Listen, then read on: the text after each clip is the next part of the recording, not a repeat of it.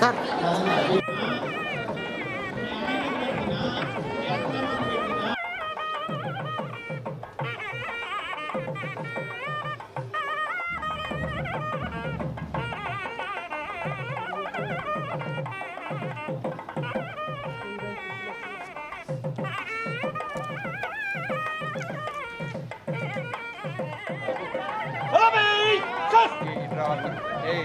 Photographer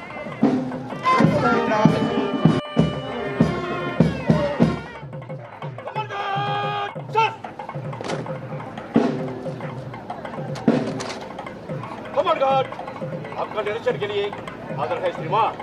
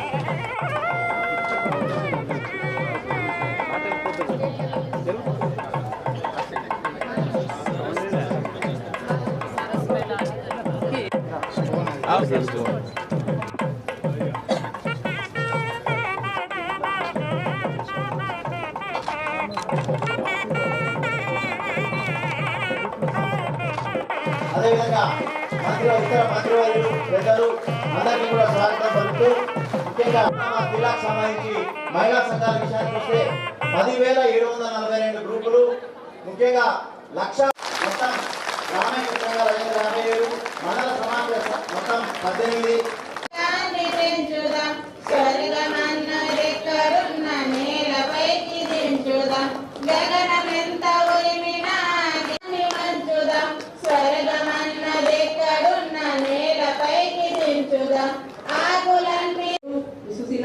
both mandal తర్వాత మా సంఘం పేరు సార్ జంగుబాయి సంఘం, విఓ పేరు గణపతి సార్. చిన్నోటి 10th పెద్దోటి degree. అవును సార్. బాగా చదివించుకుంటున్నావా? అవును సార్, ఇప్పుడు చదువుకుంటున్నారు సార్, ఇద్దరు చదువుకుంటారు సార్. మా సార్ వ్యవసాయం చేస్తున్నారు సార్, మా భర్త. ఇంకా ఆయనకు పని కల్పించినవు బాగానే ఉన్నది, కానీ కొడుకులను కూడా బాగా చదివించి ఐఏఎస్లు ఐపీఎస్లు అయ్యేటట్టు బాగా చదివి తప్పకుండా సార్. చదువు మీద బాగా దృష్టి పెట్టి తప్పకుండా సార్, తప్పకుండా సార్. పిల్లలు బాగా చదువుకున్నప్పుడే మీ జాతి కానీ మీ గూడాలు కానీ బాగుపడతాయి, మీ Thank you. ప్రాంతం అభివృద్ధి జరుగుతుంది. బాగా చదివించు, చదువుకోవడానికి అవసరమైన సహకారం ఏం కావాలన్నా ఈ ప్రభుత్వం ఇస్తుంది. సరేనా? ఓకే. వేల మండల్ సిరిసన గ్రామం మాది. నేను అప్పుడు ఒక పేద కుటుంబాలకు వచ్చిన అమ్మ, పేద కుటుంబాల వాళ్ళనే పెళ్లి చేస్తారు. కానీ పేద కుటుంబాల నుంచి బయట వెళ్ళాలంటే అది చాలా కష్టం. నేను 1998లో ఒక డోక్రా మహిళలని ఇంద్రమ్మ అప్పుడు గ్రూప్లు తీసినప్పుడు గ్రూప్లో చేరుకున్నా. నేను గ్రూప్లో ఎట్లా అంటే నాకు ఆలోచన కానీ చిన్న 2 హోటళ్ళు ఉన్నాయి, అక్కడ కూడా పోసింది దానికి. లీటర్కి ఎంత వస్తుంది? సరే, ఎన్నో శాతం బట్టి వస్తుంది సార్. 50%. అవును. ముందు అయితే 25-20 రూపాయలు, ఇప్పుడైతే బాగానే 60-50 రూపాయలు ఇట్లా వస్తాయి సార్ లీటర్. ముందుకైతే చాకలి ఐలమ్మ పేరు విన్నావా? ఇస్నూరు ధరల మీద కొట్లాడింది. ఆమె కూడా ఊర్లో ఇట్లనే చిన్న భూమి నుండి వ్యవసాయం చేసుకున్నాడు.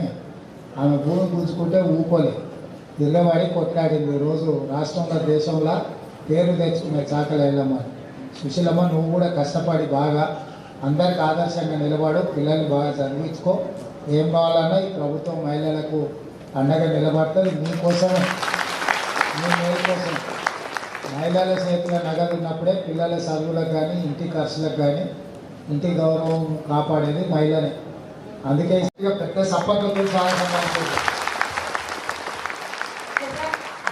జిల్లా మండల సమాఖ్య అధ్యక్షురాలు చేసిన కాబట్టి జిల్లా సమాఖ్య జిల్లా సమాఖ్యకు కూడా నువ్వు చేస్తున్న పని ఇప్పుడు ఏదైతే ఉందో, మన హాస్టల్లో ఉండే పిల్లలు, స్కూల్ పిల్లలకు బట్టలు ఇస్తారు కదా, ఈసారి పెద్ద పెద్ద కంపెనీలకి